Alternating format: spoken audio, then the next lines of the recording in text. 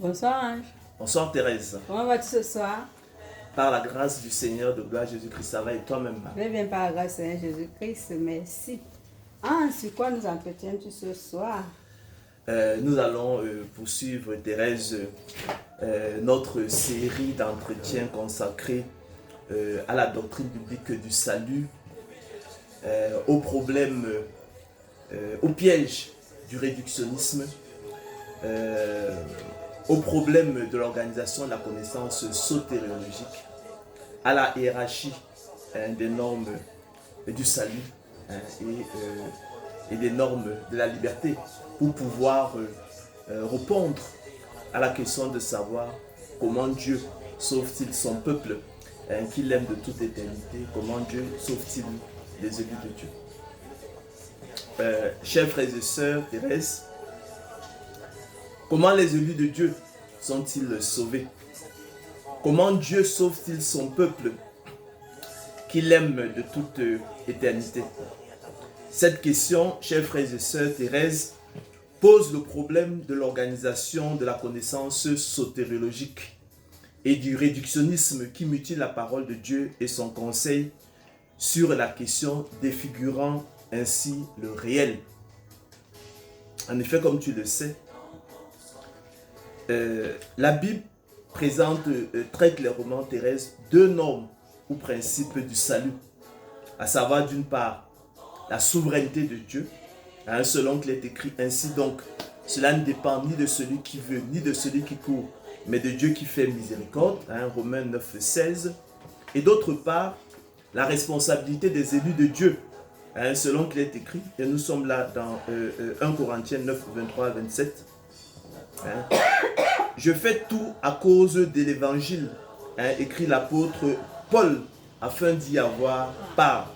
Ne savez-vous pas que ceux qui courent dans le stade courent tous, mais qu'un seul remporte le prix? Courez de manière à le remporter, dit-il.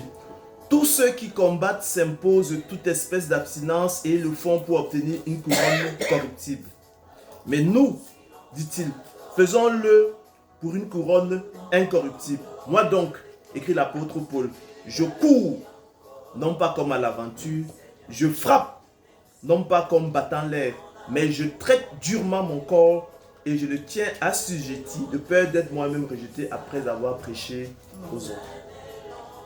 Mais malheureusement, Thérèse, dans son intelligence aveugle, la pathologie de sa sagesse et sa présomption, se fondant sur le faux présupposé de l'égalité entre la souveraineté de Dieu et la responsabilité des élus de Dieu, l'homme a la fâcheuse tendance de ne retenir que l'un des principes du salut édicté par la Bible et de rejeter l'autre, et inversement, en invoquant le principe de contradiction.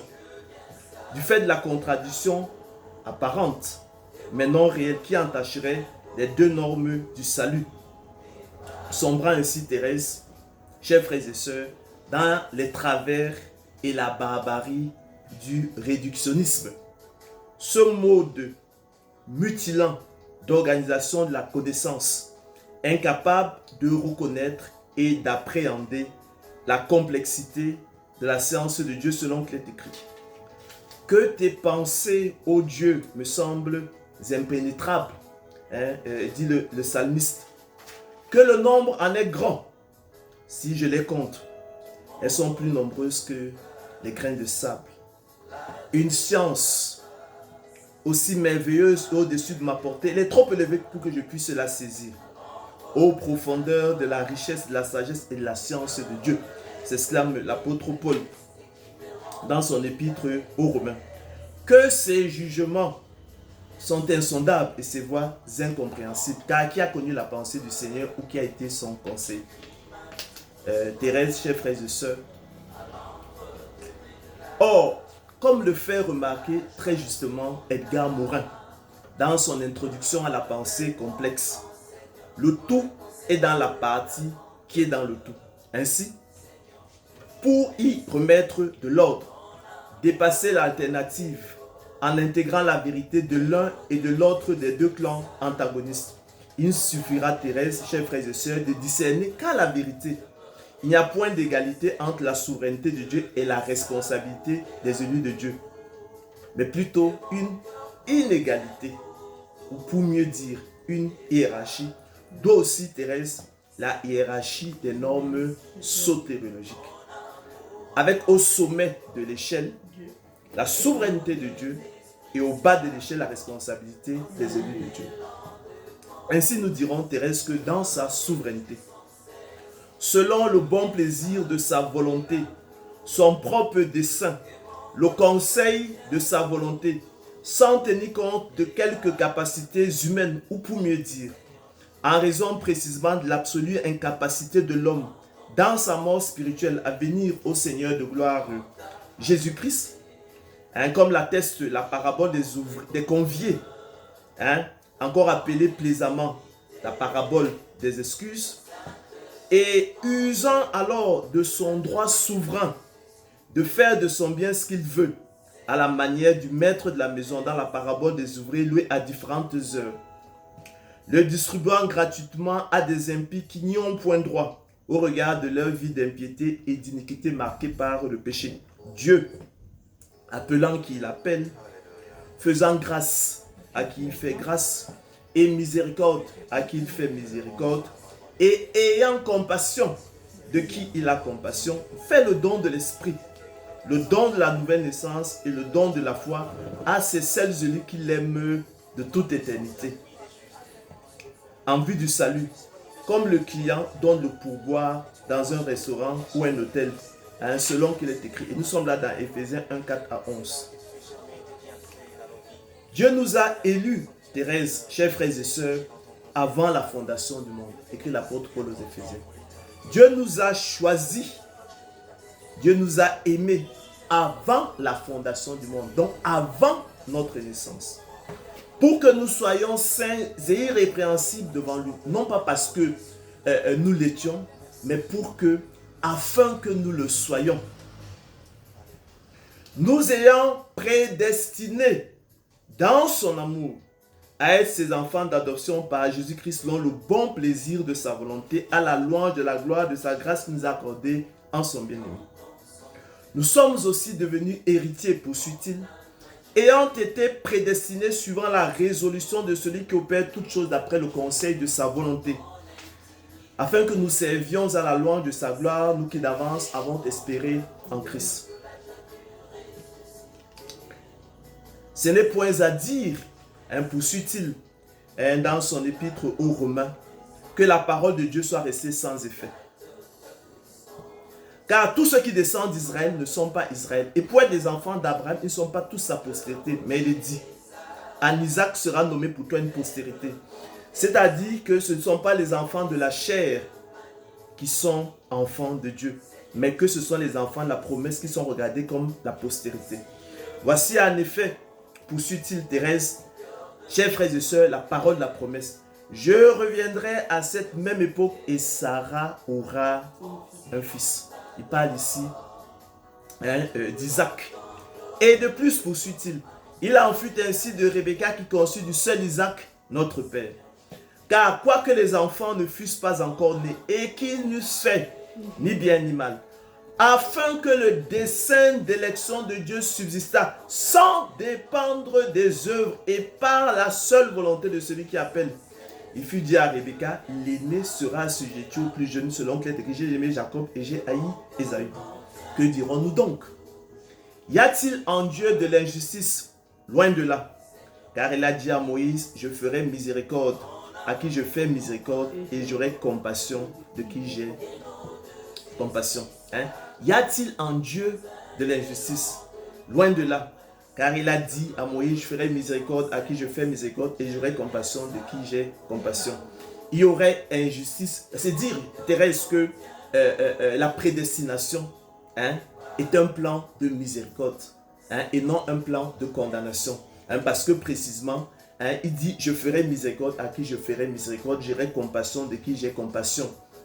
Je fais grâce à qui je fais grâce et miséricorde à qui je fais miséricorde. Il n'a aucunement dit, je condamnerai qui je condamnerai. Parce que là, effectivement, il y aurait injustice parce qu'il y aurait le risque de condamner même l'innocent. Tu sais que fondamentalement, l'injustice consiste à condamner l'innocent ou à lui faire tort. Donc, dans le cas de l'élection, la grâce de la prédestination, il y a point d'injustice parce qu'il ne s'agit pas d'un plan de condamnation, mais un plan de miséricorde. Entendu que la miséricorde n'est pas un droit. Ainsi donc, conclut-il, cela ne dépend ni de celui qui veut, ni de celui qui court, mais de Dieu qui fait miséricorde. Pour vous, frères, comme Isaac poursuit-il dans son épître aux Galates, vous êtes enfants de la promesse. Donc, vous, élus de Dieu, comme Isaac, vous êtes enfants de la promesse. On n'aurait pas le temps de revenir sur les circonstances particulières qui ont encadré, qui ont entouré la naissance, l'arrivée d'Isaac au monde. C'est un véritable prodige, un miracle sorti du ciel, tout simplement. Donc, vous êtes des miracles sortis du ciel. Nous savons du reste, poursuit-il, dans son épître aux Romains 8, 28 à 39, que toute chose concourt au bien de ceux qui aiment Dieu, de ceux qui sont appelés selon son dessein. Car ceux qu'il a connus d'avance, ceux qu'il a aimés d'avance, ceux qu'il a élus d'avance, ceux qu'il a choisis d'avance, dès avant la fondation du monde, dès avant leur naissance. Il les a aussi prédestinés à être semblables à l'image de son Fils, afin que son Fils fût le premier-né entre plusieurs frères. Et ceux qu'il a prédestinés, il les a aussi appelés. Et ceux qu'il a appelés, il les a aussi justifiés. Et ceux qu'il a justifiés, il les a aussi glorifiés. C'est ce qu'on appelle, Thérèse, la chaîne d'or de l'élection de la grâce. D'accord? C'est le même groupe de personnes qu'il a connu d'avance, appelé, qu'il a connu d'avance, prédestiné, appelé, justifié, glorifié. À savoir les élus de Dieu et eux seuls. Autrement, personne n'irait en enfer. Or, comme tu le sais, Christ a abondamment enseigné sur l'enfer.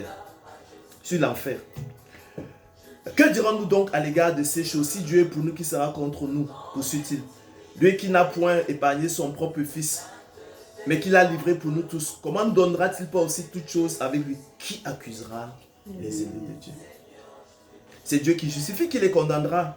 Christ est mort, bien plus, il est ressuscité, il est assis à droite de Dieu, et il intercède pour nous. Qui nous séparera de l'amour de Christ? Sera-ce la tribulation, ou l'angoisse, ou la persécution, ou la faim, ou la nudité, ou le péril, ou l'épée? Selon qu'il est écrit, c'est à cause de toi qu'on nous met à mort tout le jour. Qu'on nous regarde comme des brebis destinées à la boucherie. Mais dans toutes ces choses, écrit l'apôtre Paul, nous sommes plus que vainqueurs par celui qui nous a aimés. Car j'ai l'assurance. Vous devez avoir cette assurance. Thérèse, tu dois avoir cette assurance. Peuple de Dieu, vous devez avoir cette assurance que ni la mort, ni la vie, ni les anges, ni les dominations, ni les choses présentes, ni les choses à venir, ni les puissances, ni la hauteur, ni la profondeur, ni aucune autre créature ne pourra nous séparer de l'amour de Dieu manifesté en Jésus-Christ seul, notre Seigneur. Et par la foi reçue de Dieu, en privilège, par comparaison à leurs semblables dont ils ne sont point plus excellents, selon qu'il est écrit. Quoi donc sommes-nous plus excellents? Nullement, écrit l'apôtre Paul. Car nous tous aussi, explique-t-il, nous étions de leur nombre. Et nous vivions autrefois selon les convoitises de notre chair, accomplissant les volontés de la chair et de nos pensées. Nous étions par nature des enfants de colère comme les autres. La gratitude, la reconnaissance et la persévérance a bien fait les élus de Dieu héritent des promesses selon qu'il est écrit. Ce n'est pas à dire que j'ai déjà remporté le prix ou que j'ai déjà atteint la perfection, écrit l'apôtre Paul aux Philippiens. Mais je cours pour tâcher de le saisir, puisque moi aussi j'ai été saisi par Jésus-Christ. Il parle de saisir le prix. Frère, je ne pense pas l'avoir saisi, mais je fais une chose, oubliant ce qui est en arrière et me portant vers ce qui est en avant, je cours vers le but pour remporter le prix de la vocation céleste de Dieu en Jésus-Christ. Selon qu'il est écrit, l'athlète n'est pas couronné s'il n'a combattu suivant les règles. Et il faut que le laboureur travaille avant de recueillir les fruits. Il faut que le laboureur travaille d'abord avant de recueillir les fruits. Il faut que le laboureur travaille premièrement avant de recueillir les fruits. Ce que je peux simplement dire, c'est que effectivement le Seigneur Jésus-Christ a abondamment enseigné en parabole. Et nous instruisait toujours par des comparaisons d'exemples tirés de la nature. Ce qu'il faut comprendre, c'est que le don de la foi, le don de la foi est une semence de Dieu en nous. Et il faut se dire que les semences dans le monde naturel et dans le monde spirituel obéissent aux mêmes lois. Par conséquent, de même qu'il faut que le laboureur travaille avant de recueillir le fruit, il faut qu'il défriche, il faut qu'il le laboure, il faut qu'il sème, qu'il mette la semence en terre, il faut qu'il arrose, il faut qu'il enrichisse le sol, il faut qu'il lutte contre les mauvaises herbes. Hein?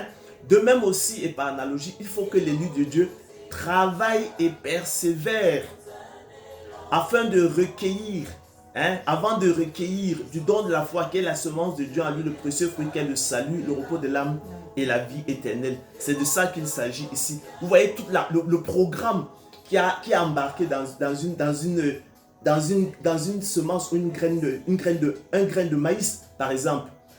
Une fois qu'on le met au sol, au contact de la pluie, ça meurt, la semence meurt, elle germe, elle produit de l'épi de maïs. Elle ne produira pas un avocatier, mais ce sera un épi, des épis de maïs. Il y a donc un programme qui est embarqué. Mais si si le laboureur qui a cette semence la met dans un tiroir, il n'en sortira rien. On dit alors qu'il faut que le laboureur travaille avant de recueillir les fruits. Car c'est en espérance que nous sommes sauvés, explique l'apôtre Paul dans son épître aux Romains. Or, l'espérance qu'on voit n'est plus l'espérance qu'on voit, peut-on l'espérer encore, mais sous espérance que nous ne voyons pas. L'attendons, Thérèse, avec persévérance, écrit-il. Car vous avez besoin de persévérance afin qu'après d'avoir compris la volonté de Dieu, vous obteniez ce qu'il vous est promis. Explique l'auteur de l'épître aux Hébreux. C'est pourquoi, frère, explique l'apôtre Pierre, appliquez-vous d'autant plus à affermir votre vocation et votre élection. Car en faisant cela, vous ne broncherez jamais. C'est ainsi en effet que l'entrée dans le royaume éternel de notre Seigneur et Sauveur Jésus-Christ vous sera pleinement accordée. Mes frères, écrit l'apôtre Jacques dans son épître, que sert-il à quelqu'un de dire qu'il a la foi s'il n'a pas les œuvres? La foi peut-elle le sauver? Le don de la foi peut-il le sauver? La semence de Dieu peut-elle le sauver? Il en est ainsi de la foi, du don de la foi, la semence de Dieu en nous, explique-t-il. Si elle n'a pas les œuvres, elle est morte en elle-même, elle est inutile. Veux-tu savoir, ô homme vain, que la foi sans les œuvres est inutile, que le don de la foi sans les œuvres est inutile, que la semence de Dieu sans les œuvres est inutile? Abraham, notre père, ne fut-il pas justifié par les œuvres lorsqu'il offrit son fils Isaac sur l'autel? Tu vois que la foi agissait avec ses œuvres et que par les œuvres, la foi fut rendue parfaite.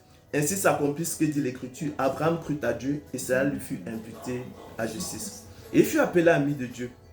Vous voyez que l'homme est justifié par les œuvres qui procèdent de la responsabilité des élus de Dieu et non pas à la foi seulement qui procède la responsabilité, qui procède la souveraineté de Dieu à travers le don de la foi qui précède les œuvres. Il conclut alors que comme le corps sans âme est mort, de même la foi sans les œuvres est morte. Vous voyez toujours ces comparaisons tirées de la nature. Comme le corps sans âme est mort, de même le don de la foi sans les œuvres est mort. Comme le corps sans âme est mort, de même la semence de Dieu sans les œuvres est morte. Elle est infructueuse, elle est, Thérèse, inutile.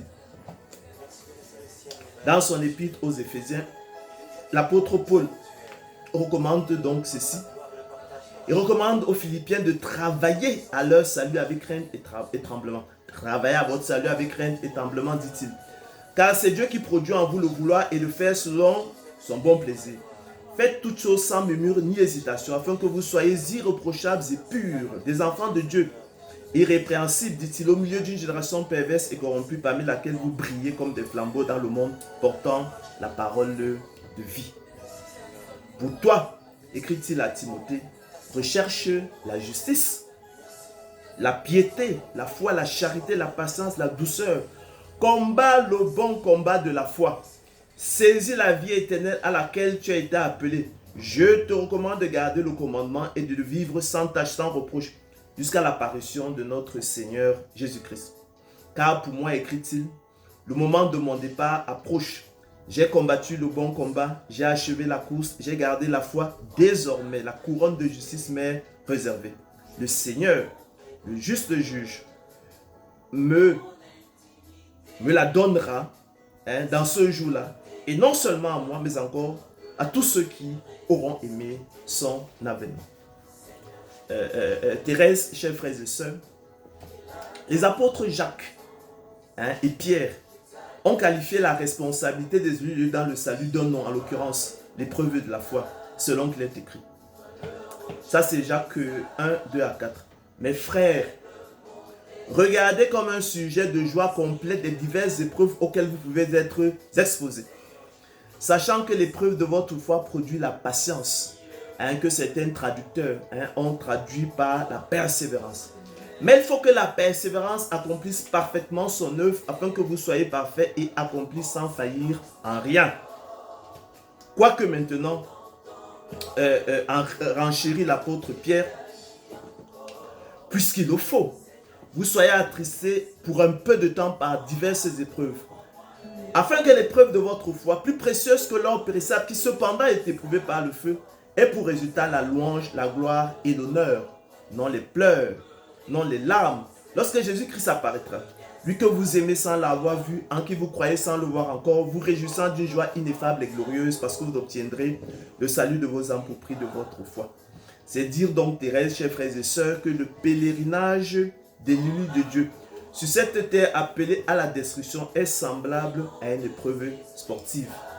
L'épreuve du 100 mètres, du 200 mètres, du 400 mètres, du 2000 mètres, du marathon, du cyclisme, du cross, et tout ce que vous pouvez imaginer, dont il doit, par la persévérance, sortir vainqueur, afin de remporter la couronne de vie, qu'est le salut et la vie éternelle préservée aux vainqueurs selon qu'il est écrit.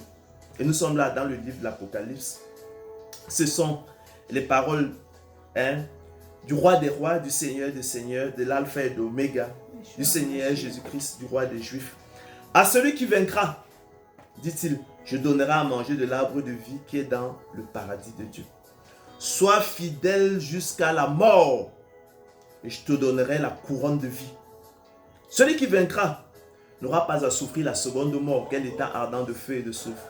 Celui qui vaincra, je le ferai asseoir, dit le Seigneur, avec moi sur mon trône. Comme moi, j'ai vaincu et je me suis assis avec mon Père sur son trône. À cet égard, chers frères et sœurs Thérèse, rappelons que la persévérance est l'action de persévérer.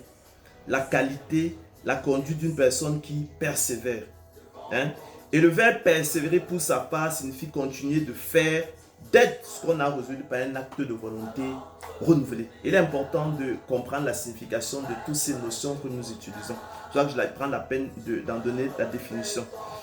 Alors, l'auteur de l'épître aux Hébreux, Thérèse, a quant à lui qualifié la responsabilité des élus dans le salut d'un autre nom, en l'occurrence la sanctification selon qu'il est écrit. Et nous sommes là dans Hébreux 12, 14. Recherchez la sanctification sans laquelle personne ne verra le Seigneur. Rappelons également ici, Thérèse, chers frères et sœurs, que la sanctification est le processus de croissance à l'état d'homme fait à la mesure et à la hauteur de la stature parfaite de Christ. C'est donc dire que la persévérance des saints, c'est donc dire que les épreuves que sont les opérations, c'est donc dire que les opérations que sont la persévérance des saints, l'épreuve de la foi et la sanctification sans laquelle personne ne verra Dieu sont trois expressions tautologiques au sens d'équivalente, semblable, identique, interchangeable et substituable qui procèdent toutes de la responsabilité des élus de Dieu dans le salut et indiquant que les élus de Dieu doivent affaiblir leur vocation et leur élection divine en travaillant à leur salut avec crainte et tremblement. Car Christ n'est pas un ministre du péché, selon qu'il est écrit, vous serez saints, car je suis saint, dit l'Éternel. Mais maintenant, et ça c'est fondamental, il faut le comprendre, il ne faut pas le perdre de vue. Nous avons été dégagés de la loi, étant morts à cette loi sous laquelle nous étions retenus. De sorte que nous servons, explique l'apôtre Paul, dans un esprit nouveau, et non selon la lettre qui a veillé. Car la lettre tue, mais l'esprit vivifie. Donc, il faut distinguer maintenant, pour nous, élus de Dieu, dans le cadre de l'élection de la grâce de la prédestination, la lettre de la loi et l'esprit de la loi. La lettre de la loi tue, mais l'esprit de la loi vivifie. Hein? Nous servons dans un esprit nouveau, non selon la lettre de la loi qui a vieilli, mais selon l'esprit de la loi qui vivifie. Selon qu'il est écrit, nous savons que tout ce que dit la loi, rappelle l'apôtre Paul, dans son épître aux Corinthiens, elle le dit afin que toute bouche soit fermée et que tout le monde soit reconnu coupable devant Dieu. Car nul ne sera justifié devant lui par les œuvres de la loi, puisque c'est par la loi que vient la connaissance du péché. Mais maintenant, sans la loi, est manifestée la justice de Dieu, à laquelle rendent témoignage la loi et les prophètes. Justice de Dieu par la foi en Jésus-Christ pour tous ceux qui croient. Vous êtes séparés de Christ, déclare-t-il dans son épître aux Galates. Vous tous qui cherchez la justification dans la loi, vous êtes déchus de la grâce. Pour nous, c'est de la foi que nous attendons par l'esprit, l'espérance de la justice. Je dis donc, marchez par l'esprit et vous n'accomplirez pas les désirs de la chair. Car la chair a des désirs contraires à ceux de l'esprit et l'esprit en a de contraires à ceux de la chair. Ils sont opposés entre eux afin que vous ne fassiez point ce que vous voudrez. Afin que votre corps corruptible et mortel ne fasse pas ce qu'il veut. Si vous êtes conduit par l'esprit, vous n'êtes point sous la loi. Ceux qui sont à Jésus-Christ ont crucifié la chair avec ses passions et ses désirs. Si nous vivons par l'esprit, marchons aussi par l'esprit, conclut-il. Selon qu'il est écrit, l'heure vient, dit le Seigneur Jésus-Christ, expliquait le Seigneur Jésus-Christ à la dame samaritaine lors de leur rencontre. L'heure vient et elle est déjà venue où les vrais adorateurs adoreront le Père en esprit et en vérité. Car ce sont là les adorateurs que le Père demande. Dieu est esprit. Et il faut que ceux qui l'adorent, l'adorent en esprit et en vérité. C'est pourquoi il faut faire la distinction entre la lettre de la loi et l'esprit de la loi. Selon qu'il est écrit, tu aimeras le Seigneur, ton Dieu, de tout ton cœur, de toute ton âme, de toutes tes forces, de toutes tes pensées. Et tu aimeras ton prochain comme toi-même. De ces deux commandements dépendent toute la loi et les prophètes. Dans ces deux commandements sont contenus en fait tout l'esprit de la loi. C'est plus que tous les holocaustes et tous les sacrifices. Par ailleurs, nous qui sommes morts au péché, écrit l'apôtre Paul, comment vivrons-nous encore dans le péché? Sachant que notre vieil homme a été crucifié avec Christ, afin que le corps du péché fût détruit, pour que nous ne soyons plus esclaves du péché, car celui qui est mort est libre du péché. Quiconque est né de Dieu ne pratique pas le péché, explique l'apôtre Jean dans sa première épître, parce que la semence de Dieu demeure en lui, parce qu'il est né de Dieu. Parce que tout ce qui est né de Dieu, explique-t-il, triomphe du monde. Et la victoire, chers frères et sœurs, qui triomphe du monde, c'est notre foi. Ainsi Thérèse, dans sa souveraineté, et par le moyen du don de la foi, qui n'est pas un don universel, j'insiste dessus, il faut le comprendre, mais le privilège des seuls élus de Dieu selon qu'il est écrit, vous a été fait la grâce par rapport à Christ de croire en lui. Philippiens 1,29, vous a été fait le privilège par rapport à Christ de croire en lui. Dieu est le déclencheur, est celui du salut et son moteur efficace selon qu'il est écrit. C'est par grâce que vous êtes sauvés, écrit l'apôtre Paul aux Philippiens, par le moyen de la foi. Et cela ne vient pas de vous, c'est le don de Dieu. Ce n'est point par les œuvres, afin que personne ne se glorifie, car nous sommes son ouvrage et ayant été créés en Jésus-Christ pour de bonnes œuvres, que Dieu a préparées d'avance afin que nous les pratiquions.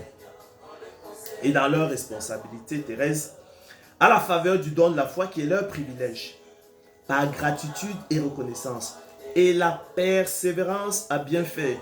Les élus de Dieu sont ouvriers avec Dieu et héritent du salut. Mais Dieu, Thérèse, dans sa souveraineté, je l'ai dit précédemment, est au sommet de l'échelle. Et les élus de Dieu, dans leur responsabilité, sont au bas de l'échelle. Ainsi, il n'y a pas d'égalité partant de contradiction entre la souveraineté de Dieu et la responsabilité des élus de Dieu, mais bien plutôt une inégalité et une hiérarchie. Ce qu'on appelle donc la hiérarchie des normes sotériologiques, la hiérarchie des normes du salut, la hiérarchie des principes du salut. Et Dieu reste et demeure le déclencheur exclusif du salut et son moteur efficace par le moyen du don de la foi qu'il n'accorde qu'à ses élus, selon sa miséricorde. Dans son amour terrestre, sa bonté et sa grâce, il sauve ses élus selon l'élection de la grâce, la justice sans les œuvres, et la prédestination selon le bon plaisir de la volonté de Dieu. Relevons terrestre que ces trois expressions sont tautologiques, je l'ai dit au sens d'équivalente, semblables, identiques, interchangeables et substituables. Il n'est pas inintéressant, Thérèse, de relever également que de par l'impératif de la persévérance des saints, selon qu'il est écrit, il faut que le laboureur travaille avant de recueillir les fruits. J'ai commenté cette comparaison tirée de la nature. La prédestination des yeux de Dieu au salut, selon le bon plaisir de la volonté de Dieu, se distingue radicalement, mais alors radicalement, du conte profane et absurde du fatalisme. Catégorie philosophique fictive qui a pour code ne rien faire et conclut à l'inutilité de l'effort. Si l'avenir est fatal, dit le fataliste. Si ce qui doit arriver arrivera nécessairement, à quoi bon se dépenser en efforts inutiles? Ne rien faire. Telle est la conclusion pratique et le code du fatalisme qui conclut à l'inutilité de l'effort. Il est fondamental de bien faire la distinction, établir la ligne de séparation entre la prédestination qui comporte un impératif de persévérance et le fatalisme qui est un conte profane et absurde, une catégorie philosophique fictive. Ce n'est pas de cela dont il est question. Voilà donc, Thérèse, ce que nous pourrions dire effectivement de la souveraineté de Dieu, effectivement, dans le salut, de la responsabilité des élus de Dieu, de la hiérarchie des normes, du salut.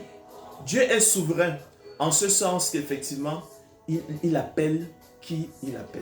Il fait grâce à qui il fait grâce. Il fait miséricorde à qui il fait miséricorde. Il a compassion de qui il a compassion. En cela, il fait simplement de son bien ce qu'il veut. La prédestination est un acte d'amour. En cela, il n'y a point d'injustice. Nous l'avons expliqué.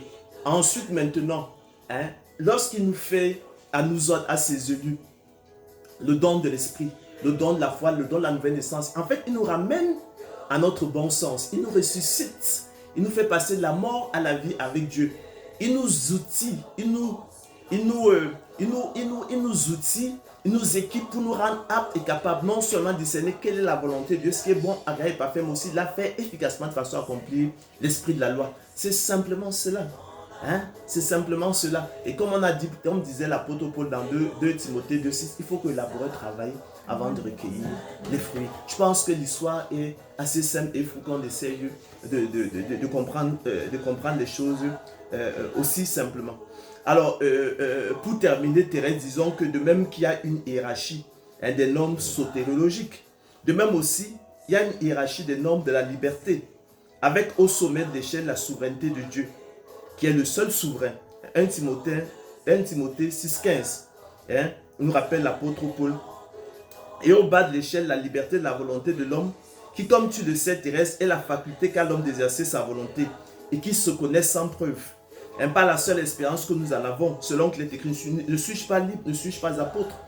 S'interrogeait effectivement l'apôtre Paul dans une question rhétorique. Je rappelle qu'une question rhétorique, c'est une question pour la forme, tant la réponse est évidente. Il ne faudrait donc pas l'entendre comme une interrogation, mais bien plutôt comme une affirmation. En fait, elle est simplement destinée à capter l'attention de l'auditeur. Alors, par essence, la liberté de l'homme terrestre est relative, elle est encadrée, elle est limitée. Elle n'est ni totale ni absolue. Donc de ce point de vue, elle n'est donc pas à confondre avec la souveraineté qui est l'attribut de Dieu et qui traduit le fait de ne pas être soumis au contrôle d'une autorité supérieure qui encadrerait la liberté de notre volonté. Ainsi, à la vérité terrestre, il n'y a pas d'égalité partant de contradiction entre la souveraineté de Dieu et la liberté de l'homme, mais bien plutôt une inégalité, une hiérarchie. À cet égard, la liberté sartrienne, totale et absolue, qui se confond avec la souveraineté, est une catégorie philosophique fictive, un conte profane et absurde. Elle débouche sur le néant et la nausée. La nausée, justement, c'est le titre de son premier roman. Et son thème est la fin de toute liberté et le totalitarisme, comme l'atteste l'engagement politique de Jean-Paul Sartre aux côtés des totalitaristes communistes. Selon qu'il est écrit, il leur promet de la liberté terrestre quand ils sont eux-mêmes esclaves de la corruption. Car chacun est esclave de ce qui a triomphé de lui, explique l'apôtre Pierre. Alors, ce qui est vrai, Thérèse, la liberté sartrienne l'est également du libre arbitre en tant que faculté se déterminer sans autre cause que la volonté.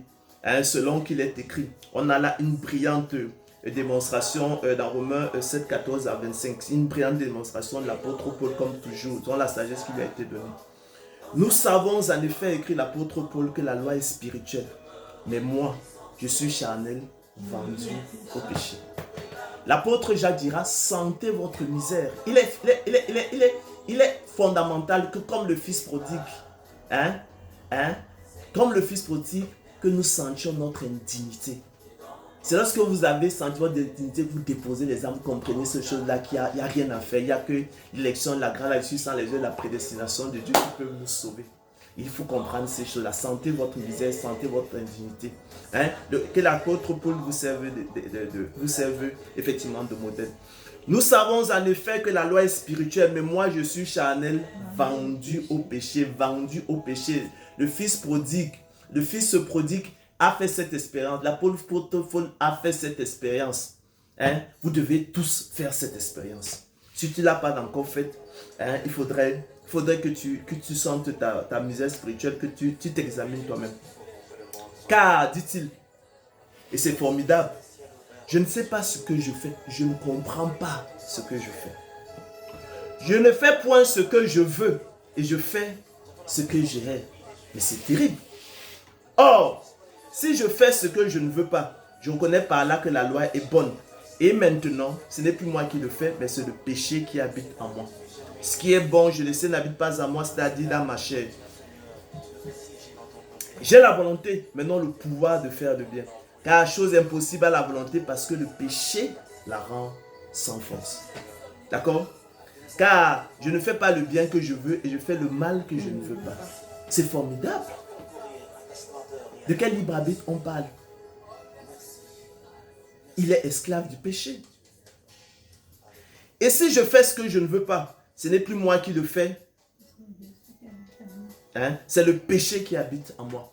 Alors, je voudrais m'arrêter ici pour donner aussi une définition du péché. L'apôtre Jean, dans l'une de ses épîtres, définit le péché comme la transgression de la loi.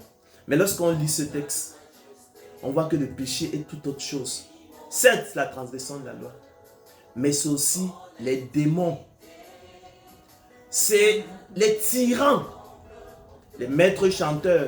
Donc, c'est le démon, c'est le tyran, c'est le maître chanteur qui habite dans l'homme, dans sa chair, dans son corps, qui l'assujettit à la volonté du diable,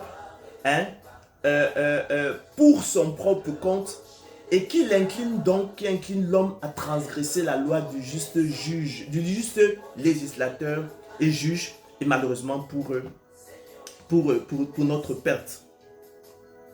Donc je trouve donc en moi cette loi. Quand je veux faire le bien, le mal est attaché à moi. Car je prends plaisir à la loi de Dieu selon l'homme intérieur, mais je vois dans mes membres une autre loi qui lutte contre la loi de mon entendement et qui me rend captif de la loi du péché qui est dans mes membres. Misérable que je suis. Qui n'a pas encore fait cette expérience? De quoi parle-t-on? Qui me délivrera du corps de cette mort? Grâce soit rendue à Jésus-Christ Grâce soit rendue à Dieu par Jésus-Christ notre Seigneur. Ainsi donc, moi-même, je suis par l'entendement, conclut l'apôtre Paul, esclave de la loi de Dieu, je suis par la chair esclave de la loi du péché. C'est pourquoi aussi, et à juste titre, Martin Luther opposa aux apôtres du libre arbitre la notion du self-arbitre pour indiquer que le libre arbitre humain est esclave du péché, comme l'apôtre Paul l'a démontré, et n'a donc à la vérité aucune réalité. Ce sont des catégories philosophiques fictives, des contes profanes et absurdes. Malheureusement, on nous apprend ces choses dans la philosophie et on grandit avec ça comme des dogmes alors qu'il n'en est rien. En ce sens, la parole de Dieu reste Oh, un chef-d'œuvre de littérature, de sagesse, d'instruction de littérature. C'est dommage que on ait confiné ça à la vie privée. Ainsi donc, Dieu est souverain, ou pour mieux dire, Dieu est le seul souverain. C'est ce que nous apprend l'enseigne l'apôtre Paul en 1 Timothée 6,15. Et l'homme est libre. Selon qu'il est écrit, ne suis-je pas libre, ne suis-je pas apôtre. Mais la liberté de l'homme n'est ni totale ni absolue, comme le prétendait à tort Jean-Paul Sartre, et le prétendent encore aujourd'hui ses successeurs. Hein? Et c'est contre vérité qu'on enseigne dans les écoles. Pas plus qu'il n'y a de libre arbitre qui ne fait donc point partie des normes de la liberté. Cette parole, Thérèse, est certaine, écrit l'apôtre Paul à Tite. Et je veux que tu affirmes ces choses, afin que ceux qui ont cru en Dieu s'appliquent à pratiquer de bonnes œuvres. Voilà ce qui est bon et utile aux hommes en définitive. Mais évite les discussions folles relatives à la contradiction imaginaire entre la souveraineté de Dieu et la responsabilité des élus de Dieu, ou encore entre la souveraineté de Dieu et la liberté de la volonté de l'homme, car elles sont vaines et symptomatiques d'hommes corrompus d'entendement, ignorants, et ayant la maladie des questions oiseuses. Croyez, chers frères et sœurs, que la prédestination selon le bon plaisir de la volonté de Dieu est votre salut. Il n'y a pas d'autres options.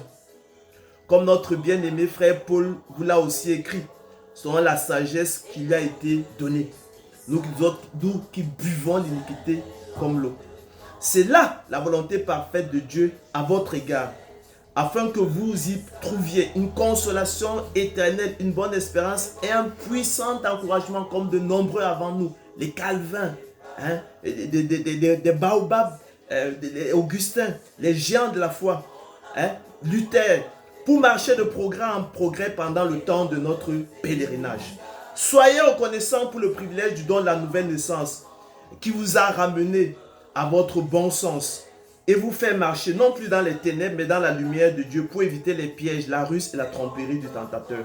Comme les élus de Dieu, écrit l'apôtre Paul aux Colossiens. Saints et bien-aimés, parce que c'est ce que vous êtes. Revêtez-vous d'entrailles de miséricorde. Le Seigneur qui dira, pardonnez comme moi-même je vous ai pardonné. De bonté, d'humilité. Il n'y a pas à en tirer vanité. Parce qu'en fait, il est comme l'expliquera l'apôtre Paul dans son épître aux Romains, s'agissant d'Israël. Il disait qu'Israël est ennemi de l'évangile à cause de nous. Par analogie, on dira que en fait, le monde est ennemi de Dieu à cause de nous. Parce que si ces choses-là rentraient bien dans nos têtes, Dieu n'aurait pas eu à créer ces vases d'un usage vil destiné à la destruction. Mais c'est parce que nous avons un cœur méchant, pervers. Vous imaginez-vous que même après le règne millénaire du Seigneur, les hommes vont encore se révolter contre Dieu et son oint. Après que Jésus-Christ ait régné 1000 ans sur la terre. C'est terrible. Donc il faut qu'on voit toutes ces choses-là qui est l'enfer. Et lorsqu'on va marcher, on va voir les hommes qui brûlent en enfer pour comprendre que, effectivement, parce qu'il y aura toujours un petit Satan pour crier quelque chose aux oreilles des gens. Et quand on fasse un bon usage de notre liberté, en sachant que, en fait, voilà, que ce n'est pas la vérité. C'est terrible. Donc, soyez reconnaissants, je disais, pour... comme des élus de Dieu, saints et bien-aimés, revêtez-vous d'entrailles de miséricorde, de bonté, d'humilité, de douceur, de patience. Nous devons annoncer ces choses-là avec beaucoup de charité. Beaucoup de charité. Relevons, Thérèse, pour terminer, que les prophètes qui ont prophétisé touchant la grâce que nous était réservée, élus de Dieu, ont fait de ce salut l'objet de leurs recherches et de leurs investigations, voulant sonder l'époque et les circonstances marquées par l'Esprit de Christ qui était en eux et qui attestait d'avance les souffrances de Christ et la gloire dont elles seraient suivies.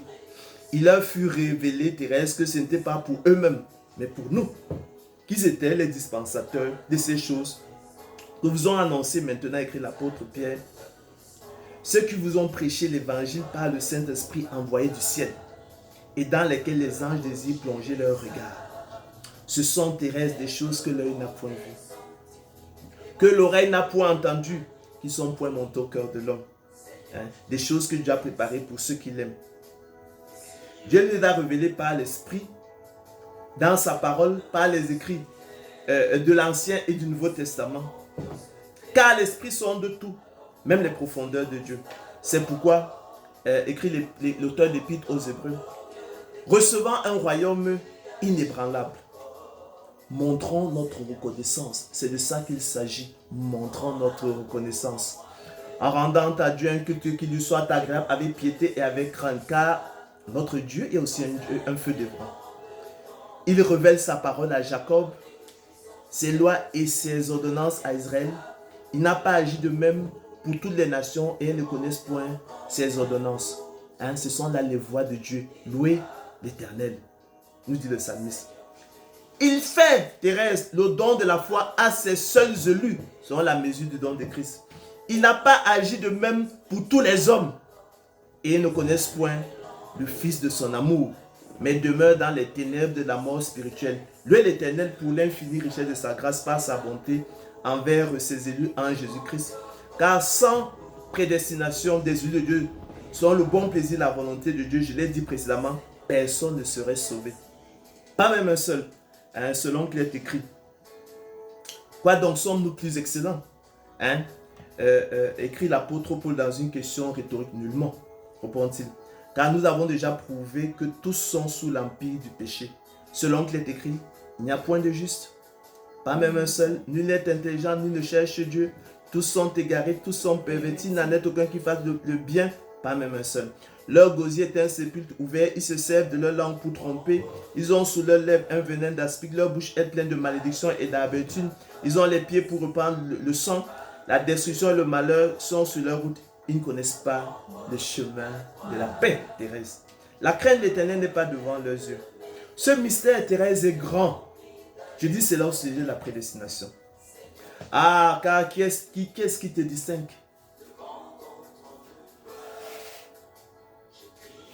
Qu'as-tu que tu n'aies reçu? Qu'est-ce qui te distingue? La question est là. C'est toi-même ou c'est Dieu? De qui tiens-tu ta foi? De toi-même ou de Dieu? Et si tu l'as reçu, pourquoi te glorifies-tu comme si tu ne l'avais pas reçu? C'est Thérèse. Rendons grâce au Père qui nous a rendus capables d'avoir part à l'héritage des saints dans la lumière, qui nous a délivrés de la puissance des ténèbres, qui nous a transportés dans le royaume du Fils de son amour, en qui nous avons, Thérèse, la rédemption, la rémission des péchés, écrit l'apôtre Paul aux Corinthiens. C'est lui qui nous a équipés, je l'ai dit précédemment, c'est lui qui nous a outillés, Thérèse, pour nous rendre aptes et capables non seulement de discerner quelle est la volonté de Dieu, ce qui est bon, agréable et parfait, mais aussi de la faire efficacement de façon à accomplir l'esprit de la loi. Thérèse, c'est de lui, par lui et pour lui que sont toutes choses. À lui la gloire dans tous les siècles. Amen. Amen. Merci Ange. C'est moi, Thérèse, qui te remercie.